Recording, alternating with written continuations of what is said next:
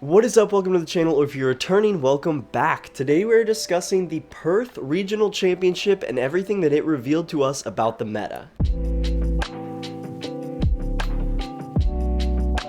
So, if y'all didn't know, there was a regional championship in Perth, Australia this past weekend, December 7th through the 8th. We're going to start by recapping the tournament and breaking down our top 4 competitors. In the semifinals, we had the undefeated matchup between 10-0-2 Kaito Arai playing Gardevoir and 9-0-3 Lucas Hamilton Foster playing Klawf-agos. And the one-loss matchup between 10-1-1 Hiro Yaoka playing Klawf-agos and 10-1-1 Riji Nishiguchi playing Iron Thorns. In a bit of a cruel twist of fate, if Lucas and Iro had played and Keito and Rishi had played, the matchups would have likely been far more interesting, as Gardevoir has a near insta-win against Klawf, and Klawf has a near insta-win against Iron Thorns. Kaito Arai was 8-0 entering day 2. Now he would immediately tie with Lucas Hamilton Foster in round 9, who he would later face in the semifinals, and oddly enough he then faced Iro Yaoka in round 10, who he also tied with.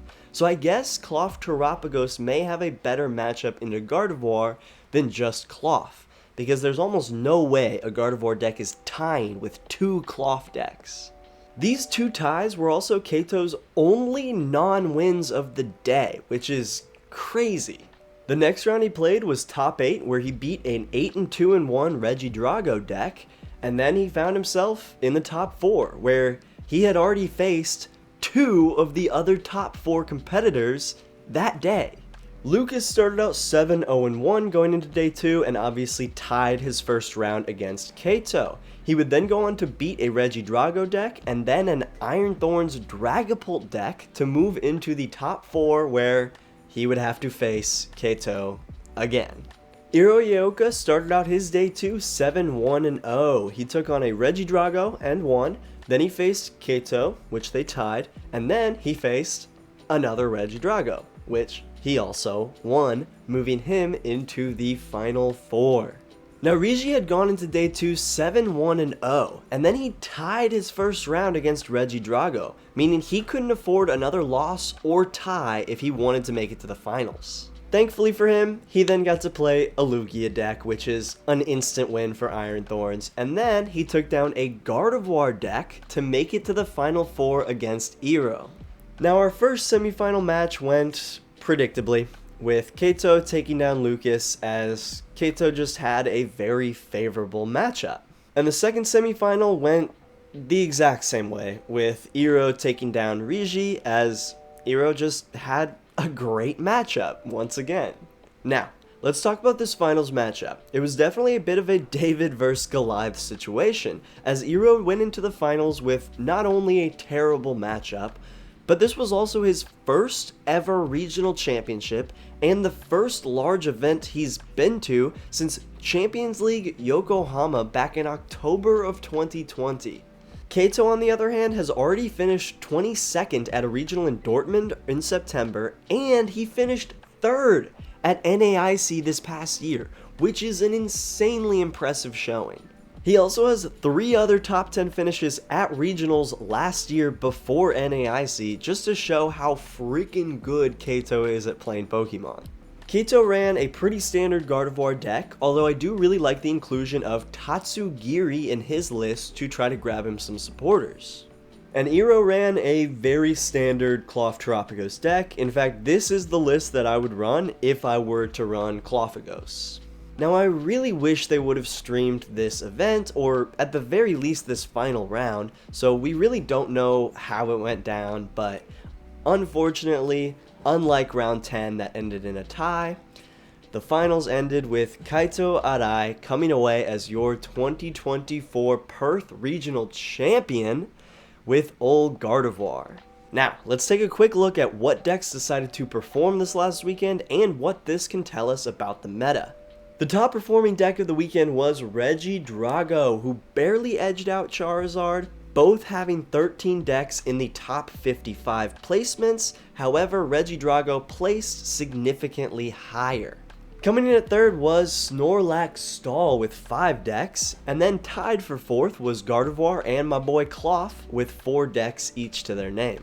Now, as a diehard Klawf fanboy, I gotta say Gardy is literally one of the worst matchups us crab boys can have. So while I'm not shocked Eero lost in the finals, it is so dope that Terapagos was able to take second and fourth at a regional. Now, since this is much smaller than the regionals that we typically see in America and Europe, we don't want to over extrapolate, but let's still do some light analysis on what we got here. Using these standings, we can conclude that Zard and Regidrago are going nowhere in the meta, even with the inclusion of Surging Sparks, although neither deck really uses any Surging Sparks cards consistently.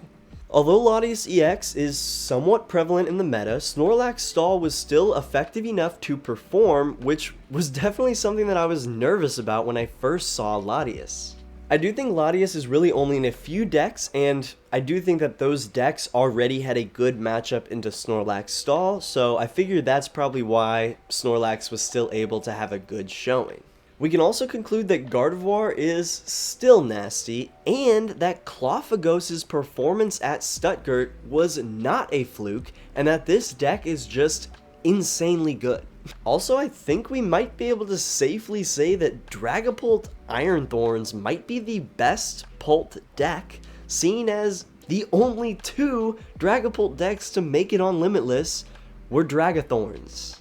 Another thing that I don't think we need to worry about too much, at least for now, is Lost Box Pikachu, which this could very well change in the future, but only one made it onto Limitless and it finished 33rd, which is not bad by any means, but it's not nearly as good as I thought it was going to be. I am not going to count out Lost Box in the meta because it's just annoyingly good, but for now it doesn't seem to be too much of a threat.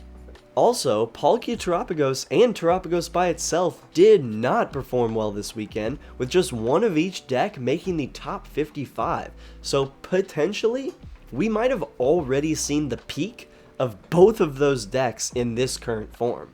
Raging Bolt may also be on its way out, with just one Bolt deck making the top 55, placing 35th.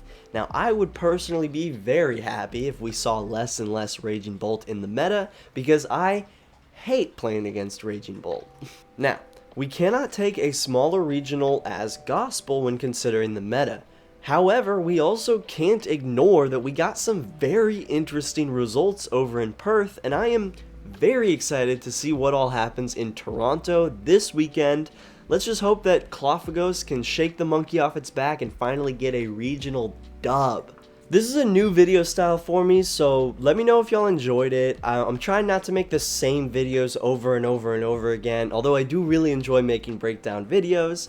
But let me know what you thought about this. Let me know if there's anything else you'd like me to talk about regarding regionals, and I just really hope that you guys enjoyed this video. If you did, make sure to drop a little like and subscribe. It would genuinely mean the world to me. I appreciate the absolute hell out of y'all if you're still watching this. Like, thank you so much. Hope you have an absolutely fantastic day, and the next Pokemon tournament you go to, you are taking that shit down, okay? Trust me, you're going to win. You got this.